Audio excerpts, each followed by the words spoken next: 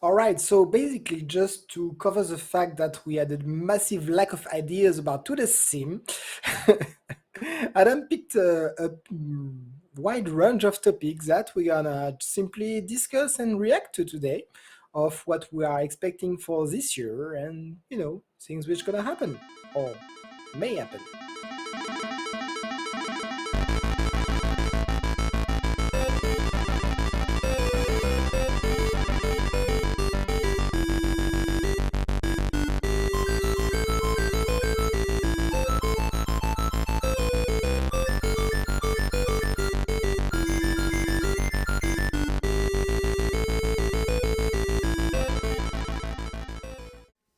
So I think we've talked enough about VR. We can move on to something else.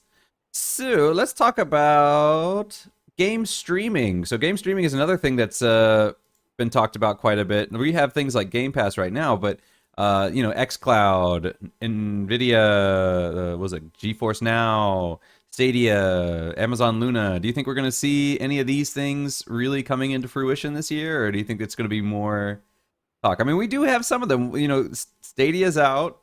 GeForce Now is out. I think X Cloud has started to do stuff. Do you think we're going to be seeing more of this in the coming year? How's Stadia faring since it went out 2 or 3 years ago?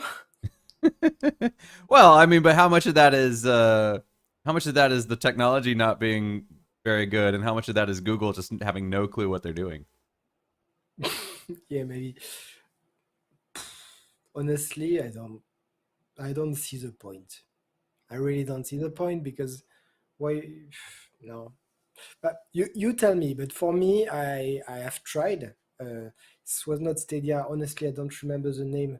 But in Canada, like this, there was a site where you had a library of 500 older game. You could just get them, no need to install. You play it, and there was nearly no lag and all. So it was nice. Just I played 1 or 2 games, not even finish them, and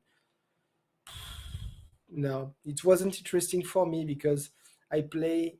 I said it many times in this show, but I play 1 or 2 hours a week, so I need 6 months to finish a very, very long game, and I need to pay every month whether I play or not. And it's okay. I just need to wait for the Steam sales, buy my game extremely cheap, especially it's an older game. If I don't want it on my computer, I deinstall it, and that's all. So, I, for me, I don't really see the attractiveness if you have time to play a lot of game, and if you're into retro gaming. For this, that's great. I don't know what title you have on Stadia. Definitely they won't have the exclusive, but okay, fair enough. What do you think? I just don't see the potential in there, but that's maybe I'm just old fashioned.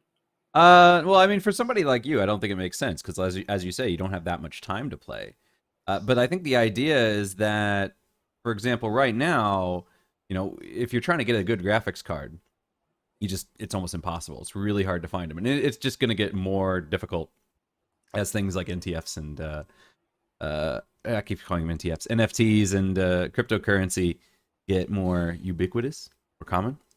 But so getting these nicer graphics cards are harder to do. But for example, the idea behind cloud gaming or game streaming is that assuming your internet is strong enough, and that's the real thing, is you need a really solid internet connection on both ends. But if you have that, then I don't have to buy a really high end PC. I just need to buy a monitor effectively or a TV. And what would happen is, I'm playing over the internet. Hopefully, it's fast enough that there's not too much lag. Apparently, what Stadia was doing was they were also having adaptive AI that, as you played, it would learn from the way you played and it would assist in what it assumed you were going to try to do.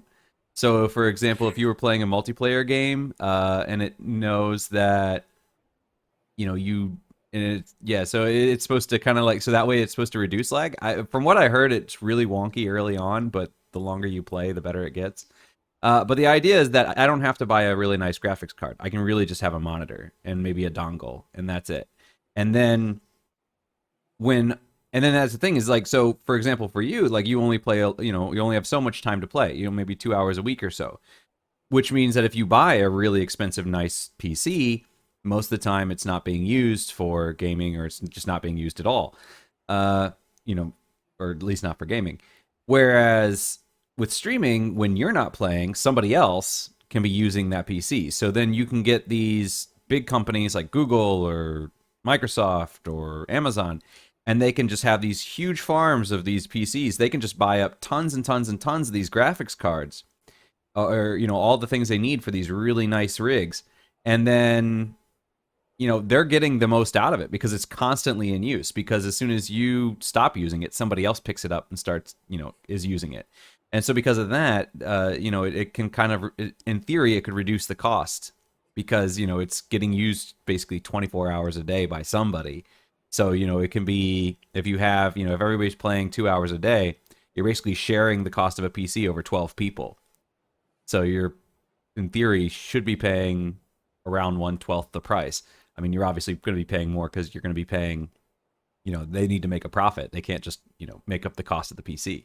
But, even if you're paying 1/10 of the original price, the idea is that you're saving money by doing this. And so that's the idea behind it and how it's supposed to work. But I think the problem right now is just internet is not as consistent across the board for everybody. I think with 5G, it'll be better, but still, even then, during peak hours, it's going to be really, really crazy.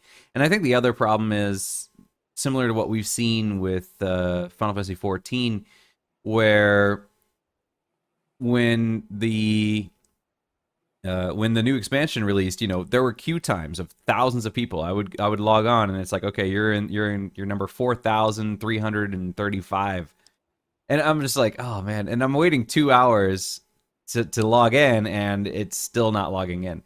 I'm down to the thousands now, so I'm like, okay, well, I still probably have another half hour before I can even play.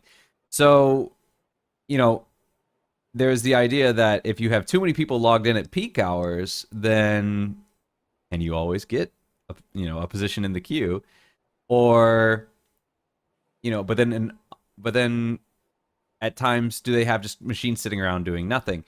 But at the same time, say something like Final Fantasy 14, which is flavor of the month, the new expansion. Hey, that's great. Let's all log in. Let's renew our subscriptions and play for a bit. Okay, I'm done. Moving on to another game. In this case, as long as people are playing, the number of people playing a game might fluctuate, but I don't know if the number of people playing games fluctuates all that much, with the exception of maybe during holidays, or uh, in a pandemic situation where people have more free time. But during the general year, because there's always some game that everybody's playing. Halo Infinite is the new flavor of the month, or Final Fantasy 14 is the new flavor of the month. So yeah, I think the idea with streaming, I think I get the idea. It's just a matter of the technology in terms of lag, and uh, yeah, mostly lag is the biggest issue. If your internet's not stable, then Yeah, so for 2022, I don't think there's gonna be massive improvement because the technology is not new. As I said, Stadia is already what, 2, 3, maybe more years old, and we don't hear it much on the news. So honestly, I don't know if there's a lot of investment in this kind of venture. So for this year, I don't see any breakthrough, to be honest. So we'll have to wait a bit. I don't know what you think, but definitely, I don't see anything coming this year. I think I'm going to go the opposite. I don't think I think Google just had no idea what they're doing. From what I've heard, they've just basically done no marketing. Have you ever seen a commercial or an advertisement for? No, never. Yeah. So I think that was just Google has no idea what they're doing in terms of gaming, because they know a lot of things. They have a lot of money to throw around, but they don't have experience with games in the same sense that you know Xbox does. So I think we're going to see. I think Xbox is going to lead the way with xCloud. I think they're going to come out with something that links in with Game Pass. Uh, so yeah, I think Xbox is going to do something, and then I don't think Netflix is going to release this year their game idea, but I think we're going to hear more about it in the news. And as far as Amazon Luna, I don't know. I'm a 50-50 on that one, because that one we haven't really heard much from. So I don't know if they're still pursuing that idea or not. But Amazon has more experience in at least streaming because they have Amazon Prime. Mhm. So Yeah, definitely. I definitely think we'll hear more about xCloud. I think xCloud might even always be out. AWS. I'm not sure what. Amazon Web Services. Oh, okay, yeah. So I think Amazon. We might hear something about the Luna, but I think the big one's to watch out for this year is going to be xCloud. I think. How do I say this? I think Microsoft is going to be leading the way on this front.